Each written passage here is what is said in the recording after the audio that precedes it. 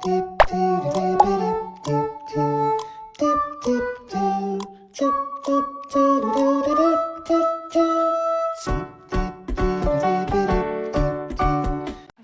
warahmatullahi wabarakatuh. Saya Mutia Dwi Sahrani dengan NIM 23030424, Prodi Manajemen, Fakultas Ekonomi dan Bisnis. Video ini saya buat untuk memenuhi tugas ujian tengah semester mata kuliah Manajemen Teknologi Informasi, dosen pengampu Bapak Iqbal Ahmad SEM. Yang pertama, kenapa saya memilih Prodi Manajemen? Saya memilih Prodi Manajemen karena prospek kerja yang luas. Saya juga berminat kerja di perbankan dan saya juga menyukai hal-hal yang berbau dengan bisnis dan kewirausahaan. Selanjutnya, bagaimana Prodi Manajemen Universitas Muhammadiyah Riau? Prodi Manajemen Universitas Muhammadiyah Riau sudah berakreditasi unggul dan menurut saya Prodi Manajemen UMRI ini memiliki fasilitas yang lengkap dan dosen-dosen yang aktif.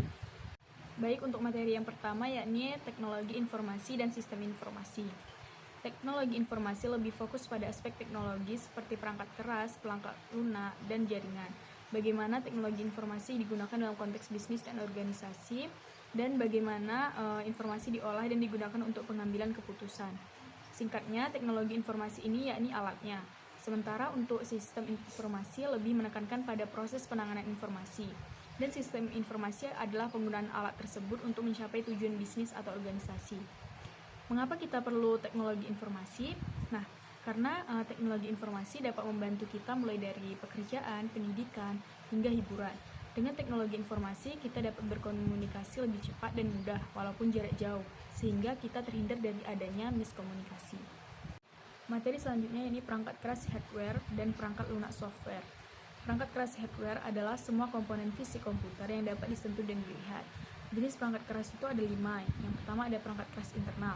Perangkat keras internal isinya motherboard. Motherboard ini papan utama komputer yang menghubungkan semua komponen lainnya. Kemudian ada CPU. CPU ini adalah kotak komputer yang memproses data dan instruksi. Kemudian ada RAM. RAM ini adalah penyimpanan sementara yang digunakan saat komputer sedang berjalan. Selanjutnya lagi ada hard disk. Hard disk ini penyimpanan permanen untuk menyimpan data dan program. Kemudian materi jenis yang kedua yakni perangkat keras input. Perangkat keras input ini isinya keyboard. Keyboard itu untuk memasukkan teks. Kemudian ada mouse. Mouse itu perangkat untuk mengontrol kursor dan melakukan tindakan. Selanjutnya ada joystick. Joystick ini perangkat untuk mengontrol permainan. Selanjutnya ada touchpad. Touchpad itu permukaan yang peka terhadap sentuhan yang digunakan sebagai alternatif mouse. Selanjutnya ada mikrofon.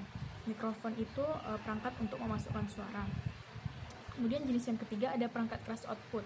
Perangkat keras output ini isinya monitor. Monitor itu untuk menampilkan output visual. Kemudian ada printer. Printer yakni perangkat untuk mencetak dokumen dan ada speaker. Speaker ini untuk menghasilkan suara.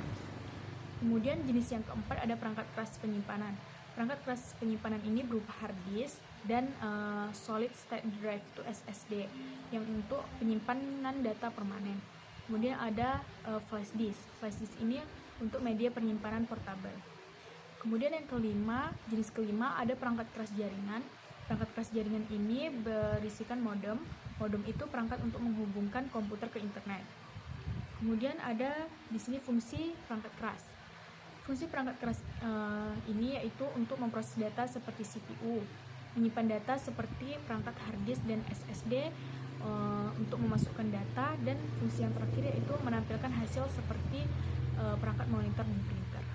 Selanjutnya ada perangkat lunak software, yaitu serangkaian instruksi atau program yang memungkinkan perangkat keras berfungsi. Jenis dari perangkat lunak ada yang pertama ada sistem operasi, yakni software yang mengontrol perangkat keras dan menyediakan lingkungan untuk menjalankan aplikasi. Contohnya itu seperti aplikasi Windows, Mac OS, dan Linux. Kemudian yang kedua ada program aplikasi, yakni software yang dirancang untuk melakukan tugas tertentu. Contohnya Microsoft Office dan Adobe Photoshop serta game. Kemudian yang ketiga ada bahasa pemrograman, yakni software yang digunakan untuk membuat program. Contohnya aplikasinya itu Python, Java, atau C++. Kemudian yang keempat ada program bantu, utilities, yakni software yang membantu dalam pemeliharaan dan pengoptimalan komputer. Contohnya seperti antivirus dan defragmenter. Fungsi dari perangkat lunak, yakni yang pertama untuk mengelola perangkat keras, yang kedua software untuk pengguna menyimpan, mengatur, mengakses, dan memanipulasi data. Kemudian yang ketiga ada software bertugas melindungi sistem dari serangan virus, malware, dan akses ilegal. Kemudian fungsi yang terakhir yakni software juga untuk terkoneksi komputer dengan jaringan lokal dan internet. Materi selanjutnya yakni pengambilan keputusan di level manajemen dan sistem penunjang keputusan.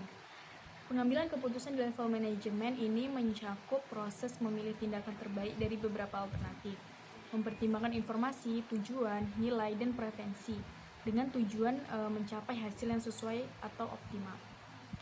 Kemudian ada tingkat manajemen dan jenis keputusan. Yang pertama ada top level manajemen, yakni manajemen puncak yang berfokus pada pengambilan keputusan strategis seperti menetapkan visi, misi, dan tujuan jangka panjang organisasi.